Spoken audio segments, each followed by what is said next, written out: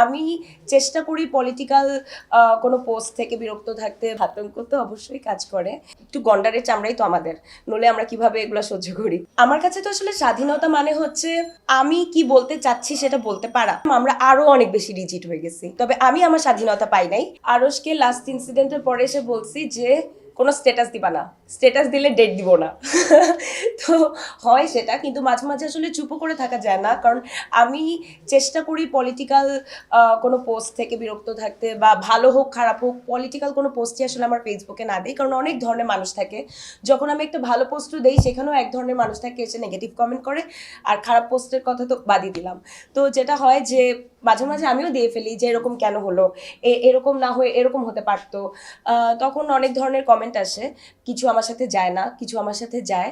তো আসলে অ্যাকসেপ্ট করতে হবে, অনেক ধরনের মানুষ একসাথে থাকে, এক এক রকমের কথা বলে। আতঙ্ক তো অবশ্যই কাজ করে। দেখেন, আমরা একটা আন্দোলন করেছি, যে আন্দোলনে আমরা একটা জিনিস চেয়েছি, যেটা সাকসেসফুল হয়েছে।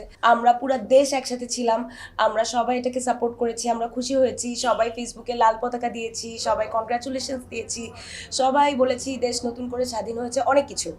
কিন্তু তারপর যখন যেয়ে দেখলাম আসলে সিকিউরিটি নাই, এই যে এই ধরনের জিনিস হচ্ছে আমার ইউনিভার্সিটিতে, ঢাকা ইউনিভার্সিটিতে, আমাদেরই ইউনিভার্সিটি মানে আমাদেরই আর্টিস্টদেরকে মানে ছবি টাঙায় ওখানে জুতা মারা হচ্ছে, বা যা যা দেখি, যা যা শুনি রাস্তাঘাটে, এই যে জেমস ভাইয়ের কনসার্টে কালকে যেটা শুনলাম, তো প্রথমে অনেক অবাক লাগতো, মনে হতো অদ্ভুত এরকমও হয়।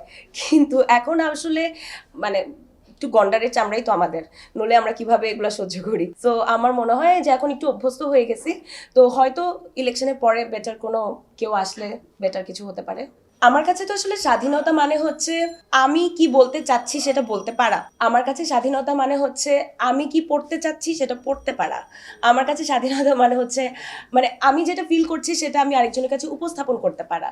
কিন্তু আমার কাছে মনে হয়েছে যে আগের পিএম যখন ছিল তখনও তো আমরা আসলে সব বলতে পারতাম না। তো তখন যখন দেশ স্বাধীন হয়েছে তখন মনে হচ্ছে আচ্ছা এখন তো তাহলে বলতে পারবো, করতে পারবো, পড়তে পারবো। কিন্তু তারপরে দেখলাম আমরা আরো অনেক বেশি রিজিড হয়ে গেছি। তো আমার কাছে দেশ অনেকভাবেই স্বাধীন হয়, তবে আমি আমার স্বাধীনতা পাই নাই। এখন বাকিটা আপনারা বলতে পারেন।